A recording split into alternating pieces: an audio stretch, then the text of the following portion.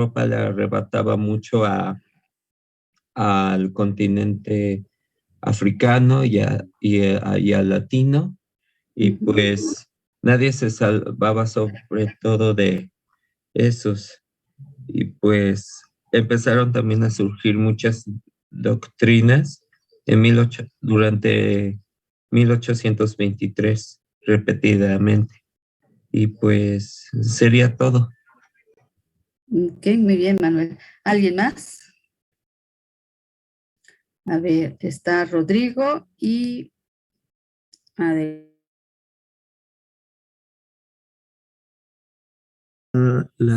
Creo que estaba en el final y que hablaba de la parte de Gandhi, cómo Gandhi vivió el imperialismo, porque, y bueno, y cómo hasta llegó a usar técnicas del Imperio Británico, porque hasta,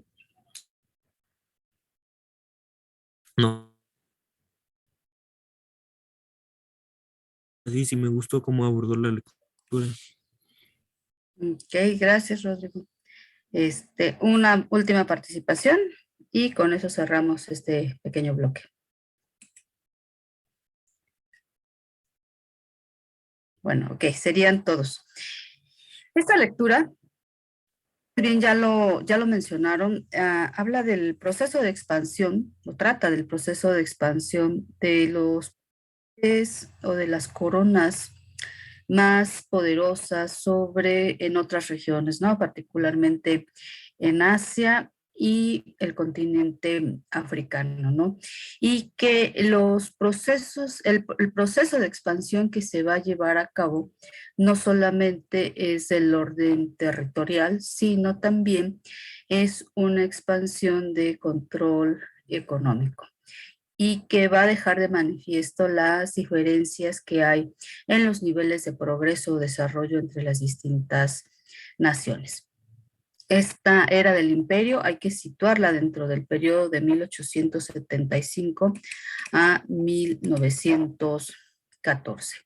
Es el periodo que hemos estado analizando y que aquí queda de manifiesto es una de esas características que vimos en la primera lectura de Hobsbawm, ¿no? De una economía mucho más globalizada, en que se amplía la base de la producción y que también el mercado es mucho más amplio. Y que esto va a traer como consecuencia esta expansión económica, pues una rivalidad entre las distintas potencias europeas fundamentalmente, ¿no? Pero también existen otros países, otras regiones en donde también están constituidos como estados o como imperios que también van a constituir un contrapeso a la expansión territorial que se está viviendo durante esta época. ¿Por qué se le denomina imperialismo? Justamente por esta oleada de expansión que va a constituir la respuesta a la crisis económica del último cuarto del siglo XIX, que para asegurar la viabilidad del sistema capitalista ya habían analizado otras opciones de política que finalmente la que se iba a adoptar de manera generalizada es esta denominada imperialismo. Pero este imperialismo va a ir acompañado de otra palabra, de otra denominación muy importante y que es la que le da el matiz de este tipo de la expansión que se va a llevar a cabo, ¿no? Es un imperialismo colonial, que esta forma del colonialismo ya había sido vivida en tiempos anteriores, pero que al último cuarto del siglo XIX iba a cobrar una fuerza mucho más amplia en virtud del espacio territorial de las personas, de las coronas que van a estar involucrados, ¿no? Esta expansión territorial que se va a vivir va a estar determinada justamente por los países avanzados, fundamentalmente los europeos, y que van a estar reconocidos bajo la figura de un monarca o de un emperador. Que dichas figuras ya existían desde el pasado previo, pero que aquí en este periodo esas figuras van a tener un realce mayor en virtud de que son quienes van a encabezar todos estos esfuerzos de expansión económica y territorial selectiva durante la época, ¿no? No es una expansión colonial como digamos, como la de los siglos anteriores, ¿no? En donde, por ejemplo, España era una de las coronas más importantes dentro de ese proceso, debido a las asimetrías que había en el entre el comercio que se desarrollaba, por ejemplo, entre españoles y sus homólogos en términos de la monarquía, y las diferencias que existían al interior para el desarrollo del comercio colonial. Esta es una respuesta al imperialismo colonial para la creación de los mercados y la búsqueda de estos nuevos de insumos, de fuentes de materias primas que les permitiera avanzar sobre el resto de los demás países en una creciente rivalidad económica, ¿no? Y la figura del emperador no solamente va a estar presente dentro de Europa, sino también, por ejemplo, en China, en Japón, en Persia y también en otras regiones del continente asiático que también estaban asegurando pues su permanencia dentro del mapa geopolítico. ¿Cómo le hacen estas naciones, estos imperios, para mantener su presencia en otras regiones? Por un lado, pues es la parte económica, pero también están acompañados de ese poder militar que tienen los países, pues ya capitalistas reconocidos en esta época, ¿no? Son monarquías, son imperios dentro de un corte del capitalismo y que junto con el ejército, pues van a constituir la fuerza con la cual van a poder llegar a otras regiones. Y a final de cuentas, pues el significado del imperio colonial, pues tiene que ver con un reparto territorial, un reparto de los mercados a nivel mundial, ¿no? Y esta es la idea que subyace detrás, pues, del postulado que tiene Hobsbawm de que la economía se volvió mucho más globalizada. Esta rivalidad va a darse pues entre los principales países, ¿no? Y también va a ser desigual porque justamente lo que está planteando el Hobsbawm es que hay una diferencia en los niveles del progreso del desarrollo de las naciones y que esa expansión comercial pues no beneficia de manera directa a estos países que están en un nivel de progreso menor respecto a las coronas. ¿Por qué? Pues en parte, pues debido a sus propias historias nacionales, a las dificultades que tienen para constituirse como estados-nación, pendientes de política y económicamente, ¿no? En la región latinoamericana, que si bien ya tienen una independencia política, la económica todavía no la alcanzan de manera plena. Hay otras formas también bajo las cuales se va a llevar a cabo este proceso de expansión territorial a través del establecimiento pues de sus zonas de las zonas o sus puntos de zonas estratégicas que les van a permitir pues tener una relación de cercanía con otras potencias, no necesariamente 100% capitalistas, pero que van a contribuir a la expansión comercial. Y esta lucha que van a tener las principales potencias económicas, pues también va a generar pues un ambiente de hostilidad en cuanto a que los países más desarrollados van a establecer respecto a la determinación de sus propias fronteras territoriales, ¿no? Esta rivalidad económica pues va acompañada, como ya les había dicho, de una fuerza militar. Entonces los gastos de mantenimiento del ejército también son importantes, ¿no?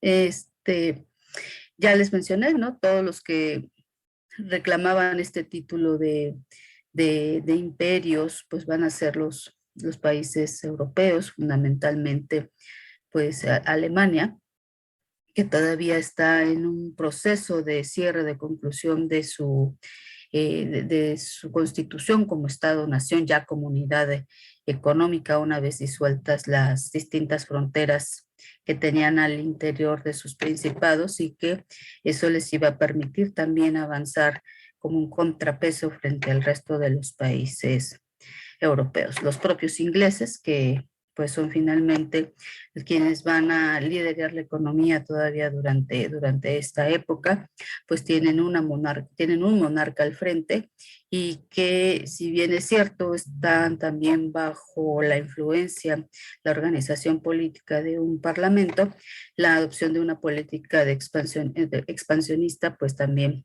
va a ser una constante también dentro de este país. Rusia, que si bien no está identificada plenamente como una nación de corte capitalista, también mantiene un interés de expansión territorial, al menos sobre la zona natural que tiene territorialmente alrededor de sus fronteras, ¿no?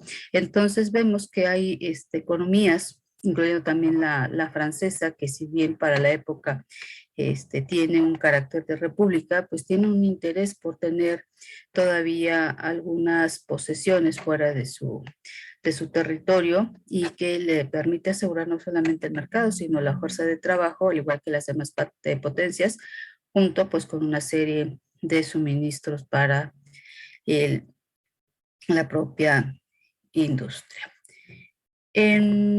En el caso de Japón, pues va a tener su área de influencia pues dentro de la propia región, pero no va a estar exenta del conflicto que va a enfrentar junto con Rusia, ¿no? Digamos que es una región en la que el dominio y la medición de las fuerzas pues va a estar determinada históricamente por esa cercanía que van a tener estos dos países, ¿no?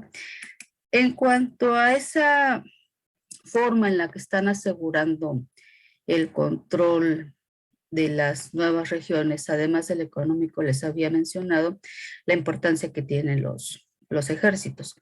Pero aún así no se desatan conflictos armados de gran alcance, por lo que el poder militar no queda fracturado o dañado a partir de este elemento que representa parte del poder de las naciones, ¿no? De la disponibilidad de efectivos y armamento para poder ejercer un dominio sobre estas nuevas regiones. Son importantes, pero las anexiones en lo general no van a estar determinadas por la cuestión militar. Sí hay algunos espacios que van a ser ocupados por la vía de la fuerza, pero no se convierten en conflictos de gran escala. España va a tener una mención especial, dado que, si bien es cierto, durante largo tiempo constituyó una de las coronas más importantes dentro de todo lo que fue esta expansión económica que data pues desde antaño, va a verse resquebrajado su poder e importancia ya a finales del siglo XIX. En gran parte pues quedó debilitada por la independencia de las colonias que tenía en la región que ahora conocemos como América Latina, pero también por ese proceso de desindustrialización que vivió durante buena parte del siglo XVIII y también del XIX, y que no le permite, aun con los esfuerzos que llevaron a cabo, recuperar el nivel para nuevamente tener una influencia importante dentro de este nuevo reparto territorial. En el caso de Portugal, pues se va a mantener sus posesiones en África y en Angola y Mozambique. Realmente no tiene tantos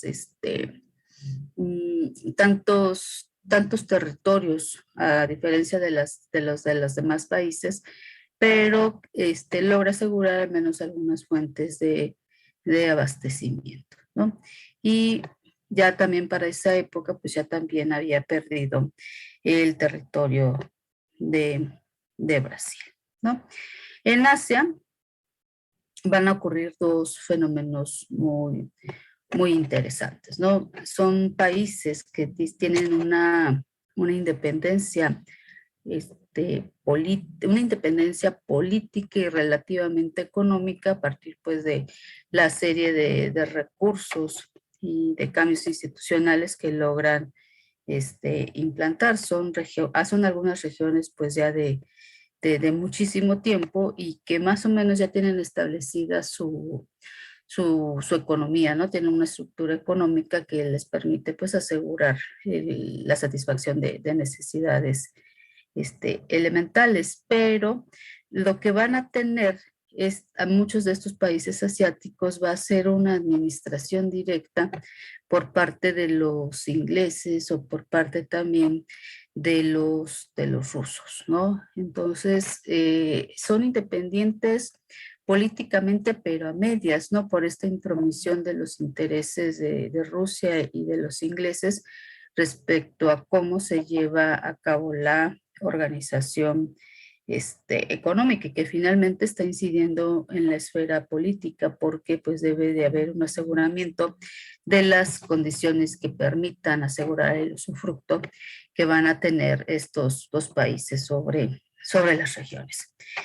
Tenían también pues no solamente el control sobre sus administraciones, sino también un control sobre la cuestión militar, ¿no? Y ahí no sé, dada la presencia de países europeos sobre varias regiones, sobre la región asiática, va a ser muy difícil establecer una división, una nueva división geográfica dentro de la gran región, además de las dificultades que el propio territorio, dada su extensión que es muy grande, pues van a impedir también pues una nueva división política. Prácticamente esa región mantiene pues una división sin alteraciones, ¿no? Ahora, en el caso de Alemania y de Italia, ustedes pues conocen bastante bien que en parte ahí reside el fondo de la Primera Guerra Mundial, ¿no? Al tener una escasa presencia colonial estos dos países. Alemania, pues al igual que Italia, pues llegan de manera tardía a ese reparto territorial que se da, digamos, en la primera oleada o en la primera logística europea, ¿no? En los primeros procesos de colonización de los siglos anteriores. Pero en el caso alemán, pues esta dificultad se debe pues a la carencia de la unidad nacional propia para poder avanzar en bloque, ¿no? Entonces, primero lo que tuvo que hacer Alemania fue constituirse como Estado-nación y eso lo va a conseguir hasta pues mediados del siglo XIX, ¿no? Esas circunstancias internas pues prácticamente es lo que la deja fuera del reparto territorial previo y que cuando es el último cuarto del siglo XIX, pues ya carece de los espacios a los cuales que pudiera ocupar. Y en el caso de Italia, tenemos una Italia, ahora sí, en su revisión de largo plazo, que sí constituyó un país muy importante en términos del desarrollo del comercio, ya que contaban con una marina mercante muy importante y tenían el control de diversas rutas comerciales dentro del Mediterráneo y que pues eran los comerciantes tradicionales que llegaban hacia la región que conocemos ahora como Turquía, ¿no? Y que era la puerta de entrada hacia el Medio Oriente, ¿no? Entonces, paulatinamente también se va debilitando este poder en la navegación, su poder comercial, gracias a el progreso que van a tener pues otros países, ¿no? Como van a ser los Países Bajos, los propios ingleses y el desarrollo también pues de Portugal. Entonces, al tener un número de rutas comerciales mayor, los navegantes pues italianos van a ver limitado también su progreso. Aunado al hecho a esa diferencia en cuanto al interior, en la cuestión de la organización política económica, de tener fragmentada prácticamente en dos partes a Italia, ¿no? Por un lado, el norte, mucho más integrado en cuanto a su estructura económica, y una Italia en la parte sur, dedicada más a la actividad del campo, pero sin lograr esa vinculación entre las dos regiones, entre la región norte y la región sur, lo cual también pues muestra que al carecer las naciones de esa unidad como nación, tanto en su parte política como en su parte económica, pues debilita su presencia al exterior, ¿no? De ahí la importancia que cuando se estudian las estructuras económicas de los países hay que analizar ese grado de vinculación o interrelación y la generación de todos los encadenamientos que se generan a partir de las actividades productivas para ver cómo se están integrando las economías nacionales y finalmente pues el desarrollo, el progreso de su mercado interno, ¿no? Cuando tenemos pues países que su mercado interno no es eficiente, pues difícilmente van a poder tener una presencia competitiva en el exterior. Y eso pues los deja sujeto con mayor facilidad a los vaivenes del movimiento del comercio internacional, ¿no? Entonces, en esa parte sí es muy importante las lecciones que nos dejan este periodo del imperialismo colonial, porque lo que se advierte es la razón por la cual pues, los países que están más desarrollados, de cuáles son sus características, les facilita la presencia en otras regiones. Países que no han completado la integración de sus propias actividades económicas, pues van a estar indefensos frente a las intervenciones del exterior, y ya no solamente del tipo militar, sino también su capacidad de negociación para autorreafirmarse en las negociaciones de tipo económico y el peso que tienen en la toma de decisiones políticas, ¿no? Rusia, como ya les había mencionado, pues ya tenía su propia área de influencia en virtud de que pues parte de su territorio ocupa Europa y parte está también en la región asiática. El otro caso, que es el del Reino Unido, pues no solamente va a practicar una expansión territorial fuera de sus fronteras en la región asiática. Lo que va a hacer el Reino Unido es anexarse nuevos territorios junto con la población, como en el caso de Birmania. Va a asegurar sus intereses económicos que también datan del pasado, y se comparte ese rasgo, por ejemplo, con la forma en que los rusos también ejercían control sobre algunas regiones, ¿no? En la intervención de sus estructuras económico-administrativas. Va a reforzar su presencia en la región del Tíbet, en Persia, el Golfo Pérsico, y desde luego pues la presencia que le representó estar en la India, ¿no?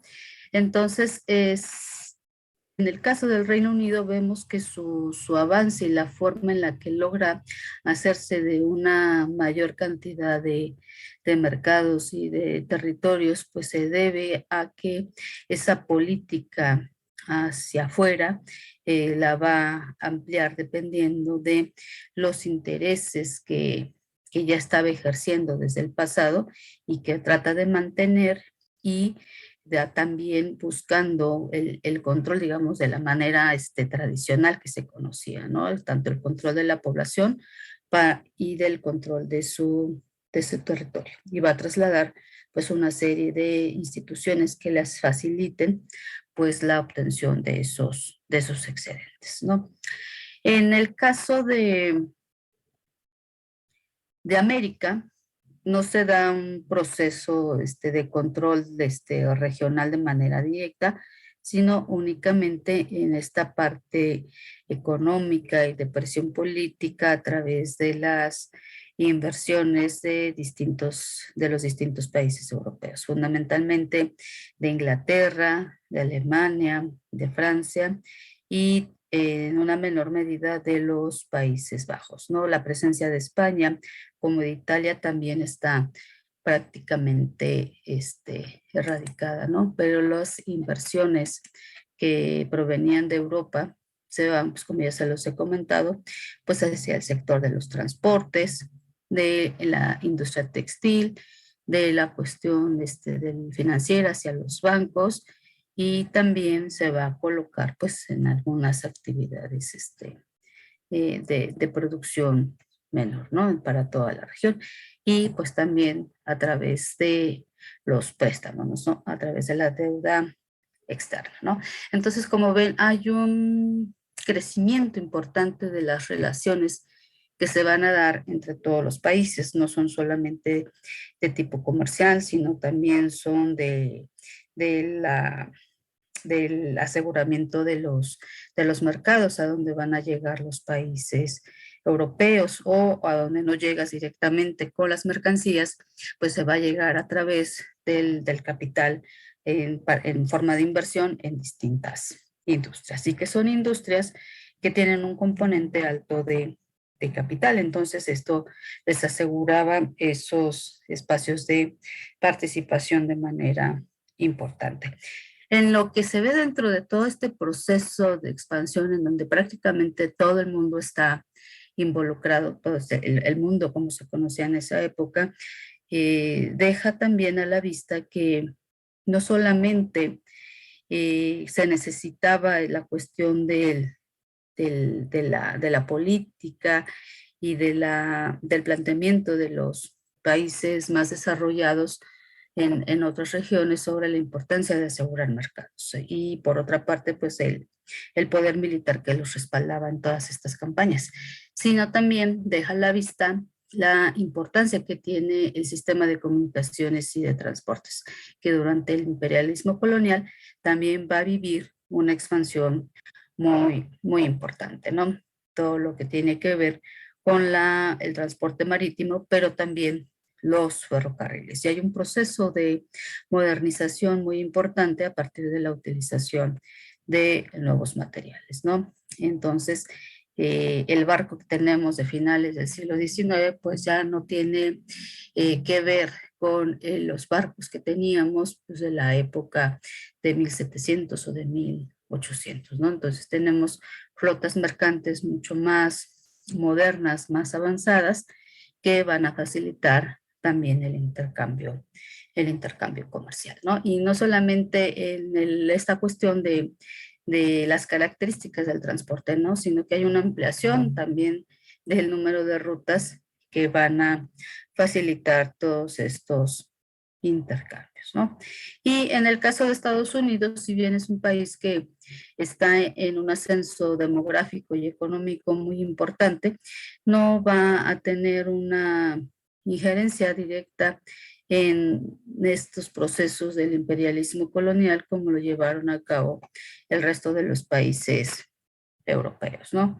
Ellos, como ya los he comentado, pues tienen pues una política de, de integrar su mercado interno, de fortalecerlo y de aprovechar pues todos los beneficios que implicó la investigación y el desarrollo y el surgimiento de las nuevas industrias, ¿no? Se convierten en exportadores de capital y también de alimentos fundamentalmente, ¿no? Y sus manufacturas, pues si bien todavía no tienen una gran presencia en el mercado exterior, pues estas son suficientes y dado el vasto territorio que tienen dentro de la propia región, ¿no? Entonces, lo que ustedes aquí tienen es una síntesis muy apretada de cómo podemos ir caracterizando esa expansión económica que vivieron los países europeos, los países de la región latinoamericana y las circunstancias también en las cuales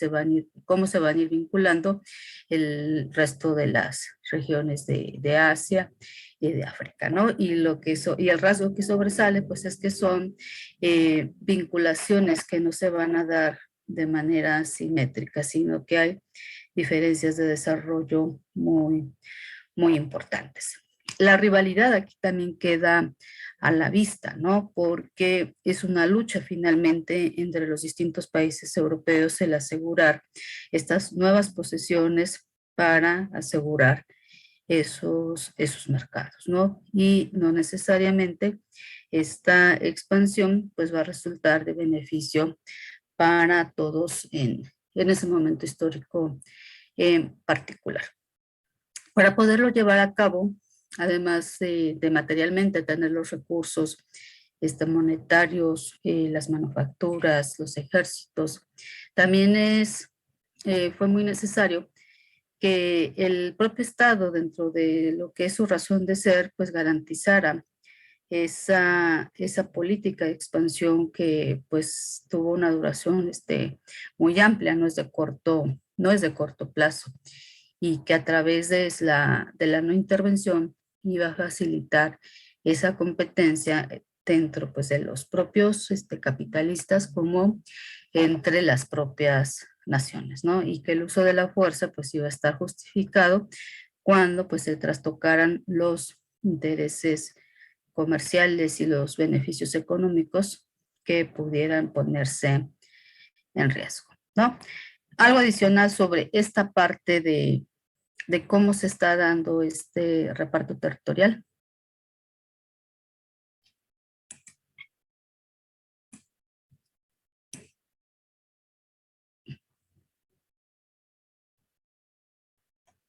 Bueno, deben de reconocer quiénes son los que se están repartiendo el territorio, este mundo, que va a ser, les repito, Reino Unido, van a estar los franceses, van a estar los alemanes, Italia, los Países Bajos, va a estar Japón también, que va a ser como el que va a disputarle los espacios a Rusia. Y también vamos a tener una presencia no menos importante también de los Países Bajos y de Bélgica, ¿no? Estos dos últimos particularmente en el continente africano.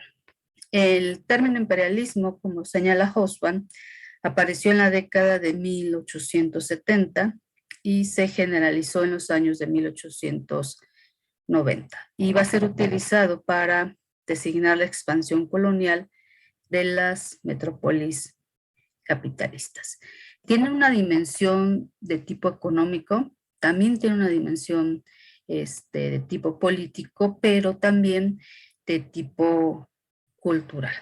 Dentro de toda este movimiento que va a tener el mundo durante el último cuarto del siglo XIX hasta 1914, también va a haber un cambio en las formas en cómo se perciben las sociedades, ¿no? Dentro de todo este proceso de globalización y la llegada de nuevos productos, pues también se van a advertir el amplio mosaico cultural que existe entre todas las regiones y que esto se difunde o esto se da a conocer no solamente por la llegada de los nuevos productos, sino también por el movimiento de la población hacia otras regiones. No es un movimiento poblacional como ocurría en el pasado, ¿no? De que buscaban disminuir la presión de las crisis para desplazarse de una región a otra, sino que es un movimiento de la población de algunos sectores hacia otras regiones con la finalidad de formarse, de asistir a las universidades o de formarse como técnicos. Y entonces hay un proceso de transculturización que va a permitir conocer formas y costumbres en las cuales se viven en otras sociedades. Algunas van a ser aceptadas, otras no, van a ser vistas de manera distinta, pero ya lo que se está advirtiendo es que esas diferencias culturales a veces son las que no van a permitir o también van a facilitar estos procesos de cambio que están viviendo las sociedades. El imperialismo económico, el imperialismo colonial de esta época, pues es impuesto, no fluye, digamos, de manera natural a partir de las necesidades, de la presión demográfica como ocurría en el pasado, ¿no? Sino que está dirigido para entrar en una nueva etapa del capitalismo conocido hasta esa época, ¿no? Esta nueva fase del capitalismo, ustedes en su texto de Hobsbawm tienen alguna referencia hacia Lenin, ¿no? Y que lo que retoma Hobsbawm es señalar que era pues uno de los aspectos de esta nueva etapa del capitalismo y que en esa parte es que tratan de explicar que no solamente es esa cuestión de tipo económico, sino que la base o las consecuencias que va a tener esta forma en la cual se está interrelacionando las distintas sociedades, pues tiene consecuencias en todos los planos de la sociedad. No es solamente una cuestión, ahora sí, meramente económica o del beneficio, sino que va a involucrar pues el sistema de creencias de todas las sociedades, ¿no? La forma en que tienen concebida la sociedad, la idea de cuál es el papel del individuo, ¿no? Generalmente, pues, hay los rasgos que integran a las sociedades, pues tienen que ver con su lengua, con sus símbolos nacionales, como la moneda, la bandera, ¿no? Y que en esta fase de imperialismo colonial, pues tienen que aprender y tienen que coexistir con otras formas de pensamiento distintas, ¿no? La cuestión de la lengua, pues también en esta etapa histórica también va a ser muy importante, ¿no? La necesidad que se va a tener de poder o el tener que aprender otra lengua para poder vincularse con otras sociedades, ¿no? Y que a través de la educación, pues es como se podían permear dentro de estas nuevas esferas que estaban, pues quedando a la vista, ¿no? Entonces, el imperialismo colonial, como ustedes están viendo, tiene una racionalidad de tipo económico para asegurar la ganancia, para asegurar la supervivencia del mercado, pero no es racional en términos de la forma en que se está llevando a cabo dicho proceso, ¿no? Dentro de lo que es el capitalismo, pues ustedes bien saben que no hay un rasgo de asegurar la igualdad y la equidad dentro de lo que es esa forma en la cual se entienden los procesos de expansión económica, ¿no? Y que es ahí donde vamos a encontrar, pues, parte de esas causas y de las presiones que van a enfrentar los países y que van a aterrizar o van a quedar de manifiesto dentro de la Primera Guerra Mundial. Este reparto territorial también no se va a dar únicamente bajo la iniciativa individual dentro de los propios países, ¿no?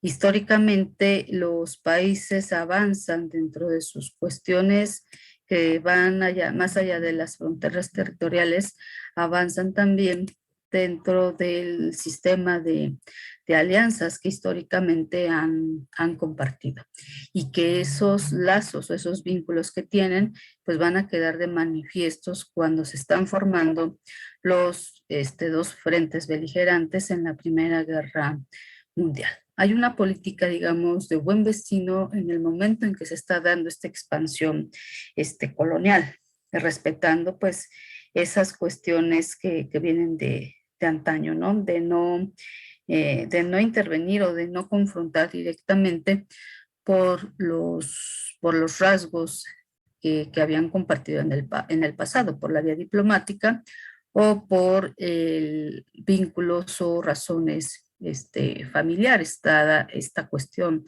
de la integración del poder monárquico a través de las distintas familias europeas, ¿no? Entonces, eso también, si bien no es un tema netamente económico, sí tiene que ver en cómo se desarrollan las relaciones entre los distintos países, ¿no? Entonces, lo que hace Hobsbawm en ese tercer capítulo es mostrar ese mosaico y la diversidad de países que están involucrados dentro de esta expansión colonial y que no solamente es de tipo económico, sino que también se advierten los rasgos de tipo político, de tipo cultural y que van a influir en la conformación de un nuevo tipo de sociedad global, ¿no? No va a ser la misma de mediados del siglo XIX a la que vamos a tener iniciando los primeros años del siglo XX. Es una búsqueda, esta expansión colonial, pues de encontrar inversiones también, como lo señala Hobsbawm, más favorables para asegurar el funcionamiento del sistema capitalista, ¿no? Y con ello, pues va implícita esta idea de la ampliación del mercado para que esos productos tuvieran una salida o bien el establecimiento de nuevas empresas dentro de estos espacios territoriales que tuvieran determinadas características, ¿no? No era lo mismo establecer una empresa, digamos, de vidrio en la región latinoamericana a tenerla establecida en el sur de África, ¿no? Cada región va a tener una ventaja económica para las distintas naciones. Y lo que va a quedar manifiesto también es que esto fue posible pues gracias a el esfuerzo de los que van a llevar a cabo los distintos estados nacionales para mantener una política en común y que lo que buscaban asegurar, vuelvo a reiterar, es una cuestión económica la que van a privilegiar, ¿no? Todo este progreso material que se vive en la época y en este discurso de no intervención del Estado y de favorecer el libre mercado, va a dar pie a la formación de dos elementos nuevos dentro de la estructura de mercados que se van a vivir durante la época, ¿no? La primera va a ser pues el establecimiento pues de la sociedad anónima y por otra parte la aparición de los oligopolios, ¿no? Entonces con ello pues se está desplazando las empresas, digamos, tradicionales, familiares, para dar paso pues a estas grandes empresas o conglomerados que van a constituir las unidades de producción dentro de la industria como las más importantes. Y por otra parte, el surgimiento de los oligopolios pues va a dar cuenta pues de la concentración y de la centralización del capital que ya pues desde mediados del siglo XIX ya había planteado Marx respecto a cómo se estaba moviendo el capital y cuál iba a ser la consecuencia del mismo, ¿no? Entonces, a final de cuentas, lo que está mostrando el capitalismo de esta época es el que dentro de estas fases de expansión económica y de asegurar la viabilidad del capitalismo, el surgimiento de nuevas estructuras de mercado iba a parecer inevitable. Y con ello, pues también se van a acarrear, pues, zonas en donde se van a ir especializando la fuerza de trabajo en determinadas tareas, ¿no? Hablamos de un reparto del mundo, pero también se está asistiendo a una nueva división del trabajo, no solamente por el surgimiento de nuevas industrias o de nuevas actividades, sino también por la forma en la que se está dispersando inicialmente el capital y que a final de cuentas va a dar a mostrar esta centralización y concentración del capital en unos cuantos países, ¿no? ¿Algo más que quieran ustedes agregar en este capítulo? ¿Algo que quieran destacar? No, creo que no. Okay.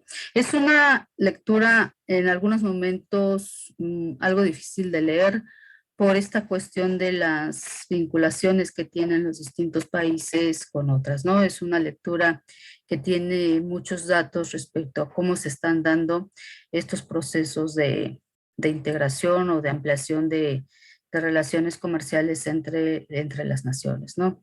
Y de cómo el tema político aquí va a ser un rasgo determinante sobre cómo se están dando estas relaciones, ¿no? El incorporar la importancia en el análisis que tiene el ejército también es un elemento muy importante a considerar. El ejército pues siempre es visto como una de las corporaciones más importantes en virtud de que asegura la estabilidad de las propias naciones. Pero en este caso, Hosban la va a incorporar para poder mostrar ese respaldo que tiene la corporación del ejército sobre la toma de decisiones que tienen los gobernantes de la época. Y raramente lo vamos a ver dentro del resto del curso, ¿no? Menciones sobre el tema del ejército. Manuel, por favor. Sí, una pregunta. ¿Hobsbawm es lo mismo que Hudson? Es que aquí hay un autor liberal británico llamado John Hudson. No, son dos personajes.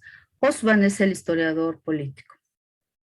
Ya. Bueno, ¿puedo recalcar algo? Sí, adelante, Manuel.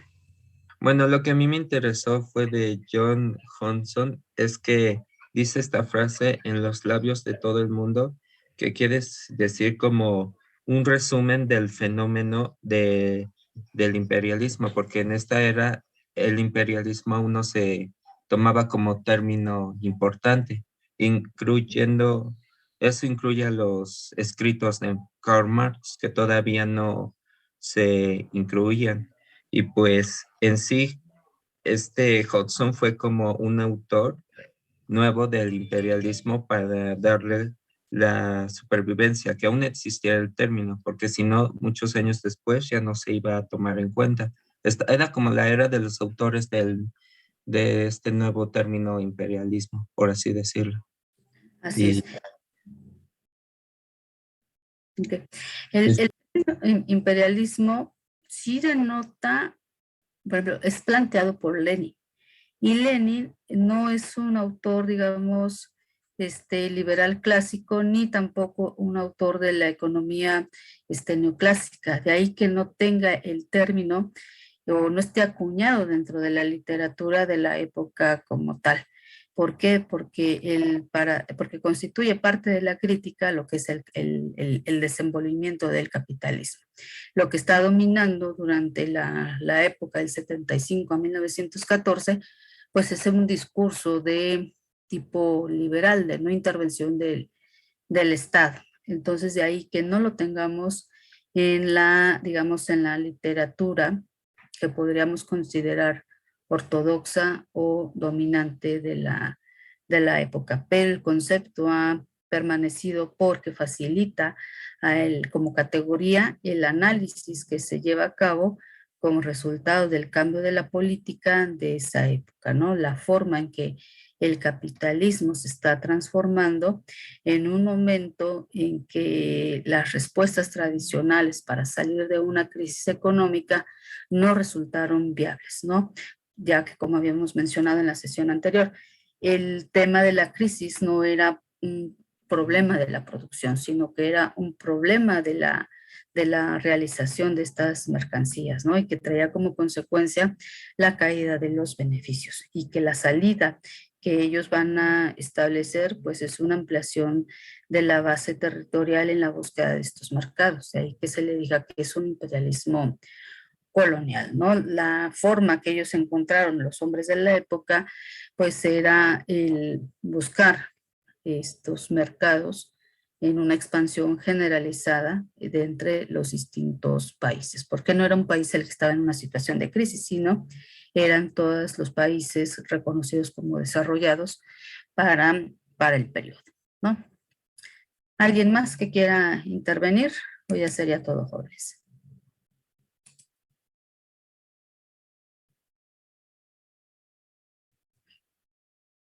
De mi parte ya sería todo. Bien, gracias, Manuel. Bueno, ahí tenemos lo que son las ideas generales, la parte más importante que hay que destacar de Hobsbawm, ¿no? Y para la siguiente clase les voy a enviar una lectura en la que ustedes, su tarea va a ser, no es para entregar, sino que van a realizar el planteamiento de 3 preguntas, ¿no? Tomen distintas secciones del capítulo que les voy a enviar, que es todavía parte sobre el imperialismo, y para estarlas planteando aquí en clases y que vayamos teniendo una batería de preguntas, ¿no? Entonces son 3 para trabajar en clase. Los organizo por equipos para que las vayan trabajando, ¿sí? Y los que tengan vacuna, pues nada más nos avisan, nos mandan un correo o con alguno de sus compañeros para estar enterados, ¿no? Para efectos del registro de la asistencia. Y cuídense mucho, jóvenes. Los veo el próximo miércoles. Hasta pronto.